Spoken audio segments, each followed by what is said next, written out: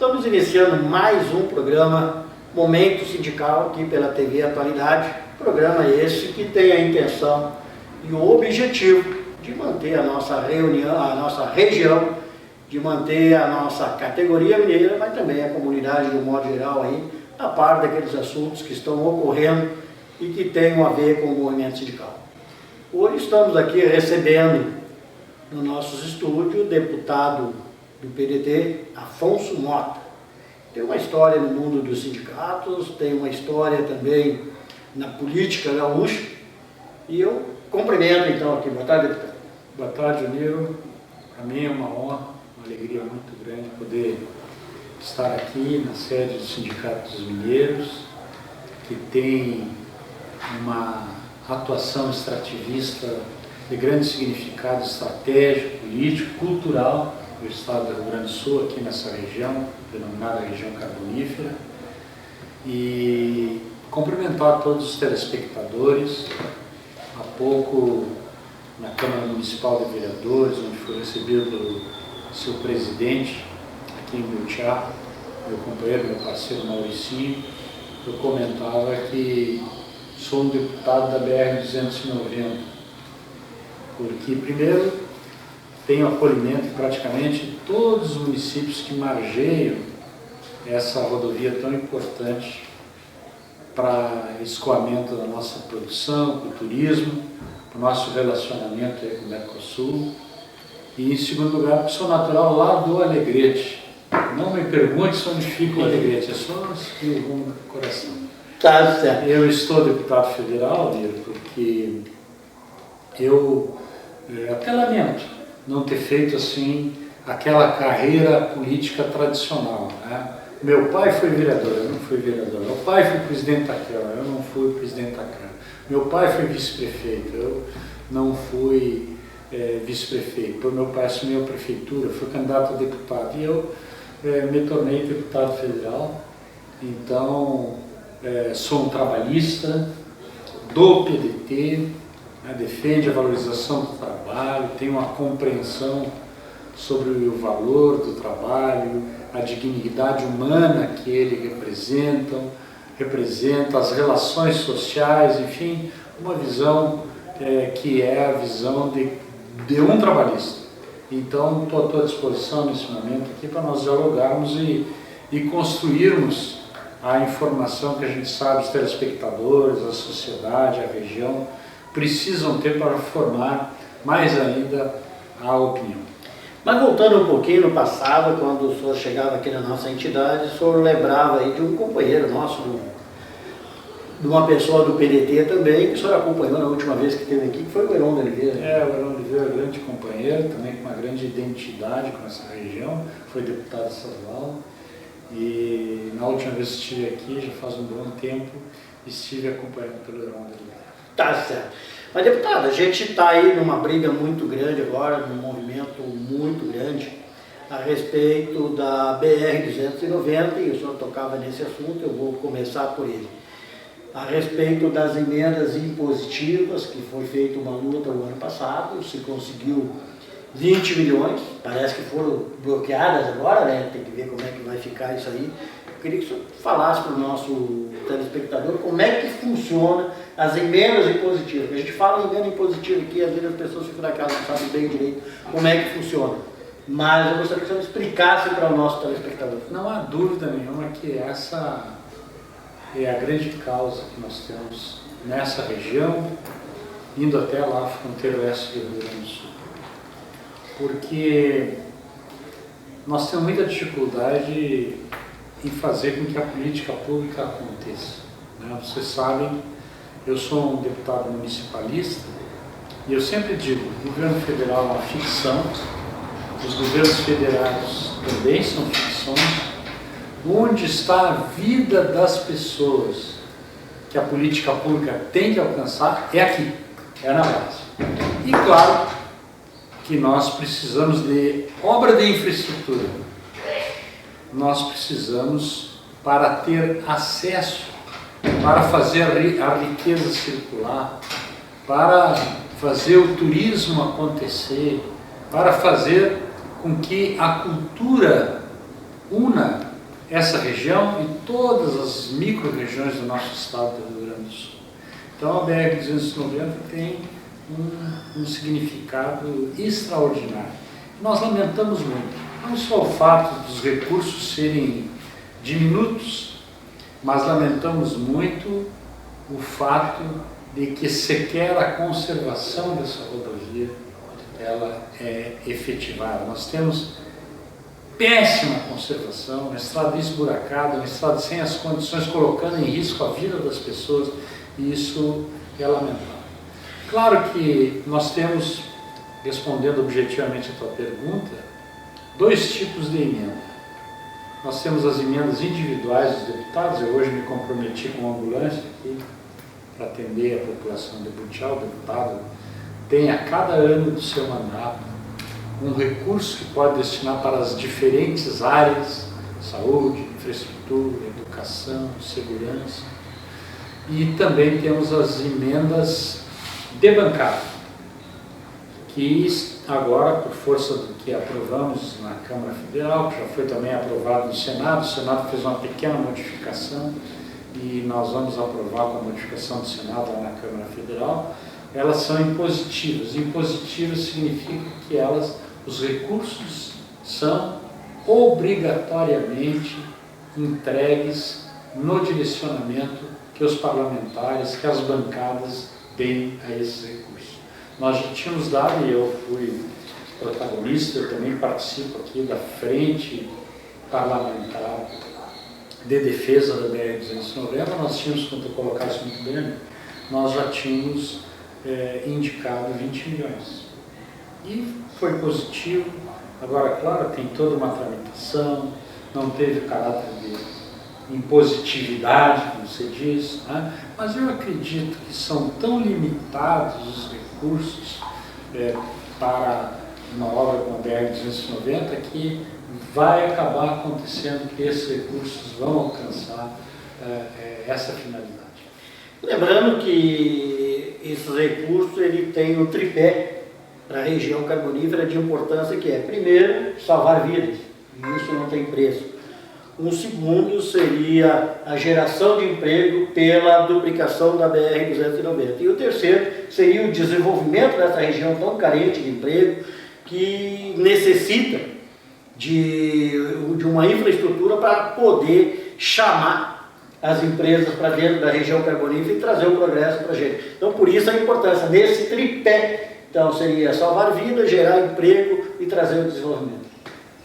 Não há dúvida, nós, assim, mais recentemente, quando foi feito um grande esforço por parte de uma empresa global de se estabelecer nessa região e até a fronteira oeste, através da exploração da madeira, que lamentavelmente pelo conceito de zona de fronteira nós acabamos não implementando. Nós temos constatado também, apesar disso, apesar de não ter alcançado aquele objetivo primeiro que foi estabelecido, um aumento muito grande na circulação de caminhões transportando madeira, né? Então, é um sinal que essas florestas, apesar de nós não ter industrializado, né, essas florestas cresceram, algumas estão chegando na idade do corte e o corte vem acontecendo. Eu tive a oportunidade, naquela ocasião, há alguns anos atrás, de ir visitar lá no estrangeiro a empresa que ia se estabelecer aqui. E a diferença econômica era extraordinária, porque aqui uma árvore chega à idade do corte em 7 anos, lá precisa 30 anos. Então veja que a gente vai perdendo as oportunidades. E essa região, esse lado que chega até o sul aqui, essa região do estado, repito, é uma região onde a política pública chega com muita limitação, com muita precariedade. É uma região onde nós dificilmente conseguimos agregar valor, né? Aqui mesmo, essa região toda é extrativista, né? Mas nós, por N razões, uma disputa feroz com relação a todo o ecossistema, uma disputa feroz com outros interesses, como dizia o Brizola, nós não conseguimos agregar valor e viabilizar algo que poderia realmente proporcionar uma riqueza incomum para toda essa região, gerando emprego, gerando desenvolvimento, melhorando a infraestrutura. Enfim, são oportunidades que passam pela gente e, claro, ninguém é culpado.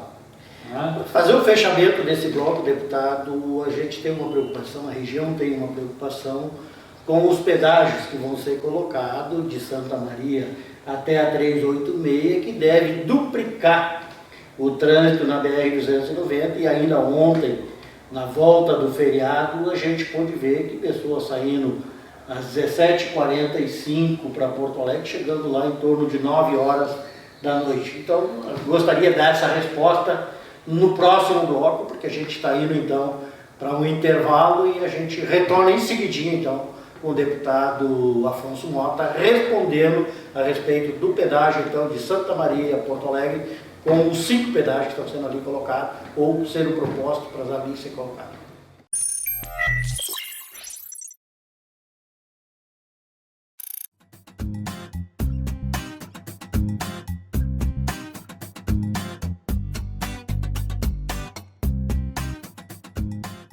Retornando então para o nosso programa, o Momento Sindical aqui pela TV Atualidade, e hoje recebendo aqui nos nossos estúdios o deputado Afonso Mota. E a pergunta que ficou no bloco anterior seria a duplicação ou mais do que isso de carro, veículos na BR-290 por conta dos pedágios que podem acontecer de Santa Maria a 386. Então, gostaria de ouvir do deputado aí alguma coisa que possa vir, alguma perspectiva que possa vir a melhorar a vida dos moradores das margens da BR-290. Eu tenho certeza que é legítimo o anseio da população brasileira, que quer reformas, que quer mudanças, e especialmente não é do nosso feitio o desmerecimento absoluto, principalmente quando nós passamos por um processo democrático. Foi o que aconteceu no Brasil. O presidente Bolsonaro foi eleito e, evidentemente, vai tentar implementar a sua visão e o seu pensamento. E uma das visões, que não é a nossa, mas que a sociedade vai conviver no próximo período, é a visão da privatização, da ampliação das concessões públicas e da limitação na disposição dos bens que são essenciais para a vida das pessoas. Aqui no caso, o que nós estamos falando? O direito de ir e vir, a logística para o transporte da produção, a cultura, o turismo, enfim. Essa disposição, que até bem pouco tinha uma participação efetiva por parte do Estado, com toda a crítica que se possa fazer, ela se encaminha para ser substituída por uma visão mais dura, uma visão que transfira à iniciativa privada o controle e a gestão de direitos e de espaços públicos fundamentais. Então a população vai ter que fazer essa avaliação. Eu não tenho nenhuma dúvida que isso virá num crescendo, que é desconstituir para constituir, e que isso vai trazer muitos transtornos. Ora, se tu inaugura uma concessão que tem um custo para quem trafega, e esse custo pode ser evitado, é evidente que será escolhida outra via, outro percurso, menos oneroso, menos gravoso, que vai determinar o desvio da rota. Só que isso vai trazer um grande transtorno, porque aqueles que são os que têm a privaticidade de fazer essa circulação naturalmente, vão receber, por assim dizer, aqueles que não precisariam passar por aqui, que não precisariam circular na BR-290, e vão trazer um fluxo demasiado, vão trazer um desgaste na rodovia demasiado e vão, muitas vezes, impedir o cumprimento dos prazos de entrega, vão ampliar a demora no percurso e vão causar, como eu já disse, transtornos muito grandes àqueles que são os titulares. Claro que a rodovia BR-290 é pública, mas é evidente que todos nós que temos vínculo, que circulamos diuturnamente, nós temos que nos apropriar, temos que proteger, por isso o debate, por isso a criação de uma frente, por isso a demanda por recursos, por isso que a gente chega lá, os representantes que têm vínculo com esta região e com as demais regiões onde passa a BR-290 têm que ser cobrados, têm que lutar para que os recursos suficientes para que as obras tenham uma celeridade aconteçam, né? Tem que trabalhar para que essa rodovia seja fiscalizada, para que ela seja protegida, para que as pessoas que andam na rodovia tenham proteção. Então, não há nenhuma dúvida que nós, com a inauguração das novas concessões, com a exploração das rodovias, nós vamos ter transtornos muito grandes na BR-290, adicionais os que já temos. E aí, é uma rodovia sucateada, uma rodovia que já está com a sua vida útil estourada, tanto é que a gente pode ver o que está acontecendo aí. Mas eu gostaria agora de trocar de assunto, aproveitando a presença do deputado aqui na nossa TV Atualidade, no programa Momento Sindical, e provocar o deputado aqui a respeito do trabalho que foi feito lá em Brasília pela Confederação Brasileira dos Aposentados e Pensionistas e Idosos do Brasil, ao qual o deputado deve ter recebido no seu gabinete a comitiva do Rio Grande do Sul, de associações de aposentados que estão aí também por força da medida provisória 871 e também pela PEC número 6, na eminência aí de serem extintas, porque o governo lança aí então essa medida provisória onde cada associação terá que, uma vez ao ano, chamar os seus associados e reassociar todos eles. Isso torna então as associações de aposentados inviáveis, e são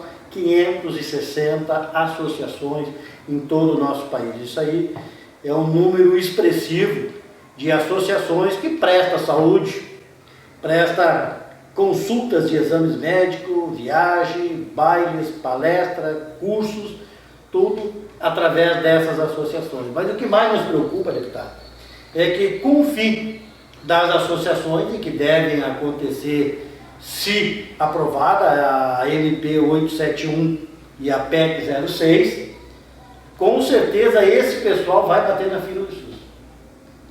E essa fila do SUS que já no governo Temer congelou por 20 anos os recursos para ser aplicado na saúde. Como fazer? Qual é o milagre, qual é a matemática que se faz para poder atender essa demanda de mais de 120 milhões de pessoas, que hoje são 34 milhões de aposentados e pensionistas no Brasil, com os seus familiares batendo na porta dos SUS? Qual é o milagre, qual é a mágica que se faz para poder atender sem aumentar os recursos, já que estão congelados? Eu vou tentar responder tanto a questão da medida provisória 871 quanto da PEC, que número 6, que está em tramitação lá na Câmara, as duas, englobando, falando conceitualmente. Em primeiro lugar, dizer que é um crime contra a população brasileira as iniciativas consubstanciadas nessa medida provisória e nessa PEC. Em primeiro lugar, porque o objetivo é político, é uma tentativa de desmerecer a organização associativa, de terminar com os sindicatos, de não perder aquilo que é da essência da atividade associativa, o conceito de que na coletividade há uma possibilidade maior na defesa dos interesses individuais e de trazer o bem-estar para uma parcela da sociedade brasileira que mais precisa. Não há dúvida nenhuma de que é da essência da atividade pública proteger aqueles que mais precisam da política pública. É claro que quem governa, quem exerce a função pública, tem que trabalhar para todos, mas como visão de mundo, como pensamento, nós temos que direcionar a política pública para aqueles que mais precisam.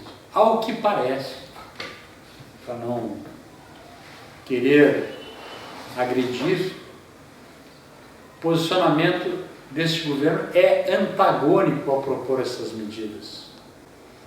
Ao invés de direcionar a política pública para os que mais precisam, para a maioria da população brasileira, direciona ou tenta direcionar a política pública para privilégios, para uma elite que, sem dúvida nenhuma, vai se apropriar do patrimônio nacional, vai se apropriar da causa nacional sem espírito público. Essas iniciativas tiram totalmente a essência do espírito público. Por isso que na discussão, nesse debate, nós fazemos o contraponto da seguinte maneira: essas medidas ou são burocráticas ou são fiscalistas. O que querem dizer? Através de um processo burocrático, gera a exclusão na participação. Através do argumento de que as contas precisam ser ajustadas, que é o argumento fiscalista, se esquece toda a ordem social, todas as relações sociais, especialmente a do trabalho, e toda a dignidade humana. Tá certo. Então, no próximo bloco, aí, a gente vai estar conversando com o deputado a respeito da PEC número 6 ainda, que exclui aí da Constituição Federal a regra que determina a reposição da infração para os salários daqueles aposentados que ganham acima do salário mínimo. Também vamos falar sobre o corte de benefício das pensões por morte, ou seja, a viúva hoje, como ela recebe e como ela vai receber a partir do momento ser implantada essa PEC. E também a respeito do BPC, ou seja, benefício de prestação continuada. Retornamos em um minuto.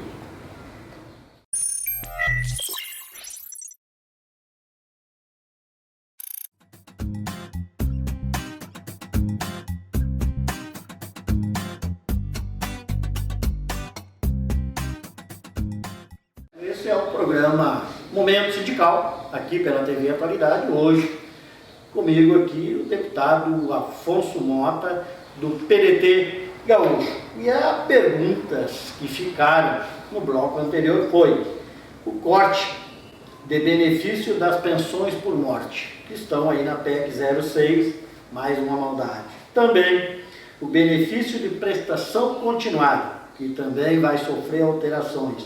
E, claro, não poderia deixar de falar aqui a mudança na regra que repõe a inflação nas aposentadorias acima do salário mínimo, ou seja, tirando a regra que hoje existe na nossa Constituição Federal e deixando a Deus dará, sem o guarda-chuva da lei. Como é que fica isso, deputado? Como é que se faz isso? Eu vou responder inicialmente a última questão, mas também fazendo uma apreciação genérica.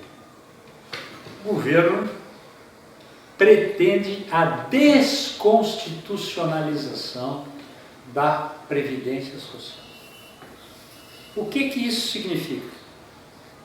Tirar da Constituição a idade mínima, tirar da Constituição a valorização do tempo de serviço, tirar da Constituição o reajuste do benefício, que foi o que perguntasse, enfim, dar uma carta em branco para esse governo e para os próximos governos, de tal forma que as mudanças desses critérios, que são fundamentais para a constituição da Previdência Social, não mais sejam aprovadas por PEC, como a PEC número 6, que precisa de maioria qualificada para ser aprovada. Ou seja, precisa de 3/5 dos deputados na Câmara Federal, de 3/5 dos senadores no Senado Federal e a aprovação em 2 turnos em cada uma dessas casas legislativas. Se nós descondicionarmos e dermos essa carta em branco, a partir de agora, este governo e os próximos governos poderão alterar essas referências por maioria simples, por lei complementar. Metade mais um. Vejam, a carta em branco, não só com relação ao reajuste dos benefícios, mas a carta em branco que estaríamos dando a este governo e ao governo federal. Então, nós estamos lá na Comissão de Constituição e Justiça, amanhã eu vou estar lá, como estive desde o início, trabalhando para que ali vários aspectos dessa proposta do governo da PEC número 6/19 sejam alterados porque são flagrantemente inconstitucionais. Não é possível que lá a Comissão de Constituição e Justiça, que tem a responsabilidade de examinar a constitucionalidade, a legalidade, a técnica jurídica, a técnica legislativa, não altere o relatório que já foi apresentado pelo relator, o relatório que acolhe totalmente a proposta do governo e não registre as inconstitucionalidades flagrantes que tem nesse texto. Então, é evidente que nós precisamos fazer essa alteração desde já. Essa matéria, depois que passar na Comissão de Constituição e Justiça, deve passar, ela vai para uma comissão especial. Essa comissão especial vai ficar lá durante 60 dias num debate. E digo hoje com toda a segurança, vocês me cobrem, os telespectadores que estão nos assistindo, no momento sindical, o governo hoje não tem voto sozinho para aprovar a reforma da Previdência. Então, vai ter que ser constituído um substitutivo, como a gente diz lá, principalmente com o acordo do Centrão, conjunto de partidos que, com a base do governo, vai acabar dando os votos suficientes, são 308 votos necessários, para poder aprovar. Nesse substitutivo, aí já vou também responder mais uma questão colocada, já se sabe que o governo está disposto a tirar o BPC ou fazer uma alteração radical no BPC, que para o telespectador entender é aquele benefício para os mais necessitados, para os doentes, para aqueles que precisam da assistência social, para os miseráveis, né? Então, é um benefício de honra, né? Que hoje tem o direito até a um salário mínimo e que o governo pretende, inclusive, diminuir para R$400. Para R$400. Então, lá na comissão especial nós vamos discutir tudo isso. Mas eu faço um contraponto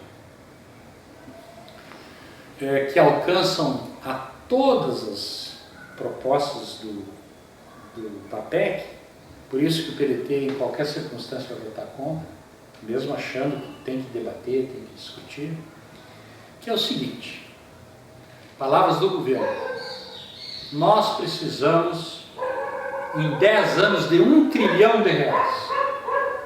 Da onde o telespectador vai sair, em 10 anos, R$1 trilhão?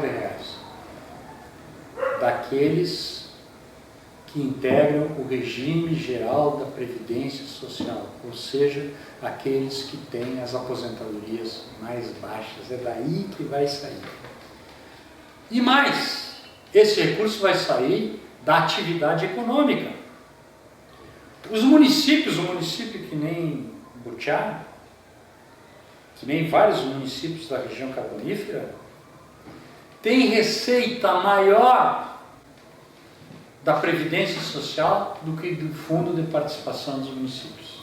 Então imaginem tirar esse recurso, o que vai acontecer com o pequeno comerciante, o que vai acontecer com o prestador de serviço, o que vai acontecer com o gerador de empregos.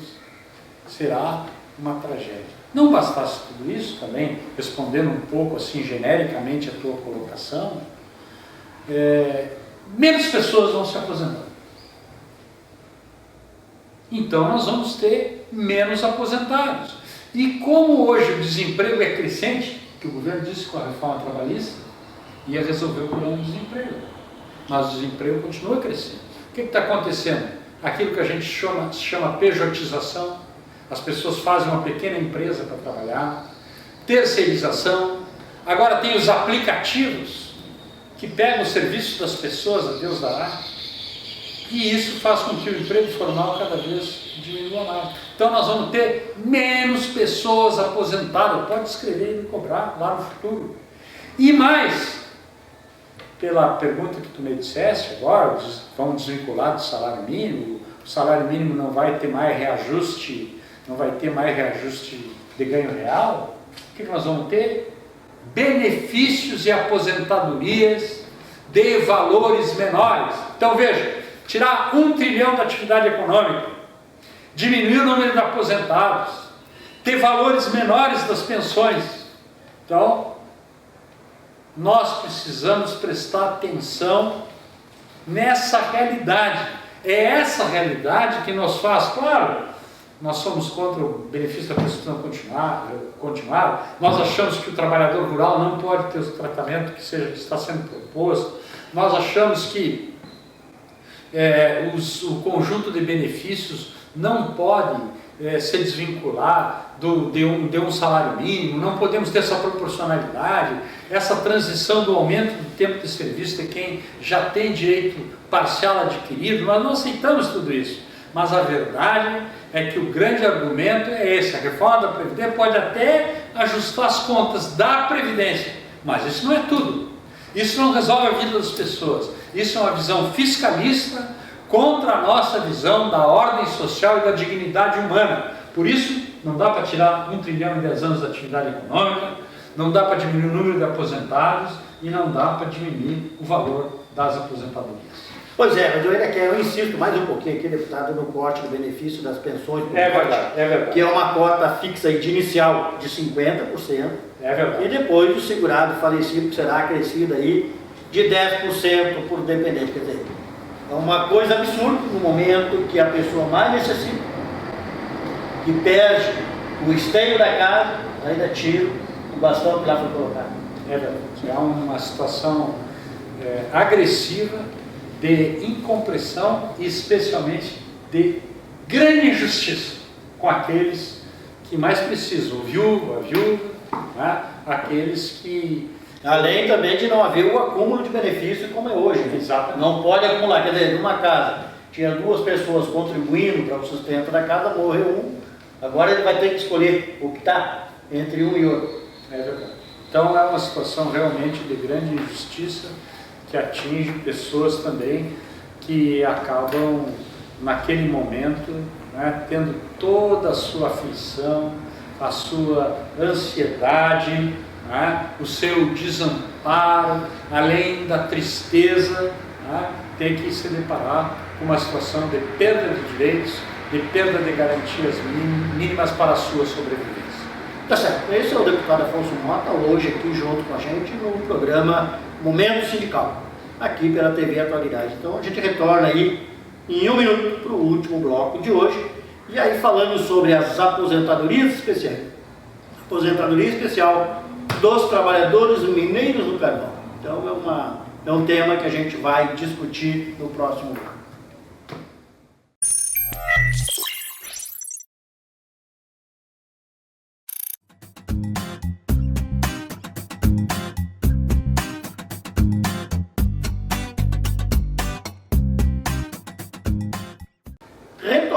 então com o nosso programa Momento Sindical, que hoje aqui pela TV Atualidade, recebendo aqui nos nossos estúdios, aqui no Sindicato dos Mineiros, na Avenida Leandro de Almeida 254, o deputado do PDT, Afonso Mota. E o assunto agora, o tema agora é aquele trabalho que está sendo feito pela Federação dos Trabalhadores das Indústrias de Extração de Carvão do Estado do Rio Grande do Sul, pedindo então uma emenda, colocar uma emenda, mais um artigo aí no 21A da proposta número 6, que altera as aposentadorias dos mineiros. Hoje, o mineiro de subsolo, ele se aposenta com 15, 20 ou 25 anos. Uma proposta do governo destacada. Tem um período de transição, onde ele cumprirá 50% daquilo que falta para a sua aposentadoria, e depois disso, então, 0 a 0, ou seja, 1 por 1. Isso para nós, trabalhadores desse segmento, é muito complicado, porque o trabalhador mineiro, ao descer a mina com 21 anos, aos 37 ele já cumpriu a sua etapa laboral, já está com o seu tempo pronto para a aposentadoria, e isso é científico, é comprovado pela ciência que a saúde do trabalhador de mina de subsolo, ou mesmo na superfície, de 25 anos, é o tempo que ele necessita para trabalhar. A partir daí a sua saúde começa a ter problemas, começa a ter dificuldade, e com essa reforma que está sendo proposta, na reforma da Previdência, a aposentadoria do trabalhador de serviços especial deixa de existir essa aposentadoria, passa a ser 1 a 1. Então, a proposta no artigo 21 da emenda que está sendo proposta pela Federação é que haja um período de transição. E nesse período de transição, então, que essas pessoas que estão hoje laborando e que entraram com a proposta de com 15, 20 ou 25 anos estarem aposentadas, e elas só foram para a mina por esse objetivo, porque com esse período estariam aposentadas, então que isso seja cumprido, já que ao assinar a carteira isso foi um seguro garantido pela Previdência Social. Pois bem, agora muda-se o jogo, a regra do jogo, no meio da partida. Então se busca então essa saída alternativa para que os mineiros futuros, que ao entrarem para o segmento da mineração, saibam que não tem mais aposentadoria especial. Ele vai cumprir os seus 65 anos dentro de uma mina, trabalhando 20, 25, 30, 35 anos, até 40, dependendo da idade que ele pegar na mina. Mas que ele saiba, que seja a opção dele, ao descer a mina, sabendo que esse período ele vai ter que cumprir. Hoje não, quando o trabalhador desceu a mina, ele desceu com a perspectiva que com 15 anos estaria aposentado, com 25 anos estaria aposentado ou com 25. Como é que faz para acertar isso, para providenciar isso, e o qual também a Federação pede o seu apoio lá dentro do Congresso Nacional para que façam um estudo nessa proposta da Federação dos Trabalhadores Mineiros dos 3 estados. Unir, em primeiro lugar, nós recebemos a proposta de emenda à Constituição elaborada pela Federação, com o apoio total desse sindicato, e nos comprometemos desde já tinha conhecimento, assim, agora passando os olhos, desde já em apoiar. Pode contar conosco, com a bancada do PDT na Câmara Federal, para que essa emenda aditiva tenha sua tramitação e possamos chegar a esse resultado, porque ela é muito justa. Na verdade, com a extinção, na forma como é proposta na PEC 6, estamos cometendo um crime contra os trabalhadores da mineração. Em segundo lugar, dizer que veja como o processo é madrasto. Porque para essa emenda aditiva tramitar, nós vamos precisar conseguir o apoiamento de 171 deputados. Para tu ter uma ideia, a oposição não tem esse número de deputados, sozinha. Então, realmente, nós vamos ter que trabalhar muito lá naquilo que a gente chama articulação, o entendimento, fazer pressão. A federação com certeza vai estar lá, os sindicatos vão estar lá, as lideranças vão estar lá, para que no acordo que deverá ser estabelecido com todas as alterações na comissão especial, aquilo que a gente chama, vamos elaborar um substitutivo que vai alterar o BPC, vai alterar o trabalhador rural, vai alterar outras regras da transição e vamos ali incluir o interesse dos trabalhadores na mineração por ser de inteira justiça. Então, veja bem que nós temos aí um grande desafio, mas eu tenho certeza que pela justiça que é, nós temos todas as condições de conseguir viabilizar essa emenda e também aqui alterar o texto, assim como tem outras categorias especiais que estão também apresentando emendas que possam melhorar o texto, principalmente, tu colocaste muito bem, aquilo que diz respeito ao direito adquirido das pessoas. Não é possível que uma atividade extrativa como essa, da mineração, que tem uma realidade de tantos e tantos anos contribuindo para o nosso país, que ela não seja respeitada, que ela não seja considerada, que aquela condição humana de quem trabalha numa condição especialíssima, se expondo a todos os riscos, não tenha um tratamento diferenciado. Então, nesse sentido também, assim, é por convicção, é por ter essa compreensão que nós vamos, sem dúvida nenhuma, apoiar essa emenda aditiva em benefício dos trabalhadores na mineração. Eu quero, desde já, aproveitar, assim, esse último bloco para dizer que, para mim, como deputado federal, foi uma grande honra poder participar aqui com a direção do nosso sindicato, com a tua liderança, Miro, com o conjunto da direção dos trabalhadores, num momento tão difícil da vida nacional.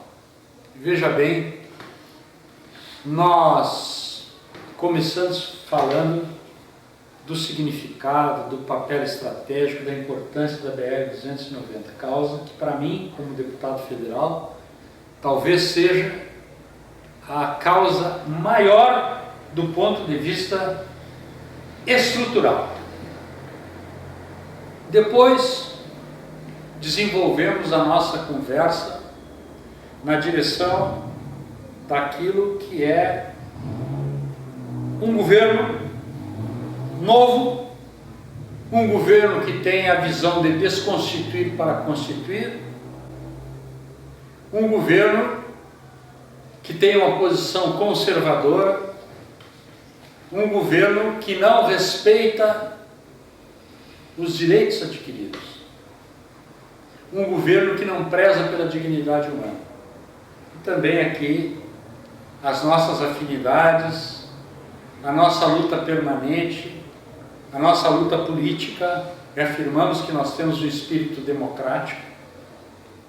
Talvez o valor maior que a gente tem no país hoje é a defesa da democracia, a defesa do Estado democrático, mas nós precisamos continuar trabalhando muito nessa direção. E, por fim, trabalhando juntos aqui nessa chamada reforma da nova Previdência, que não tem nada novo.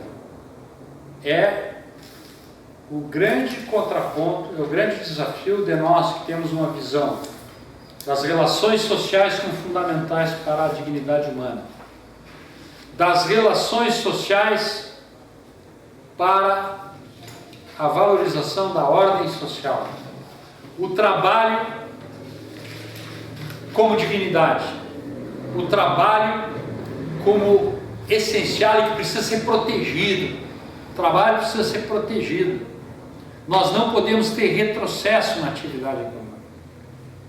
E por isso, menos ainda, na ordem social. E por isso aqui, o nosso compromisso de estarmos juntos, primeiro, contra esse absurdo da desconstitucionalização e dar uma carta em branco, tirando todos os direitos da Constituição em benefício do trabalhador. E por fim, na defesa da mineração, dos trabalhadores na mineração e contra a reforma da Previdência. Muito obrigado.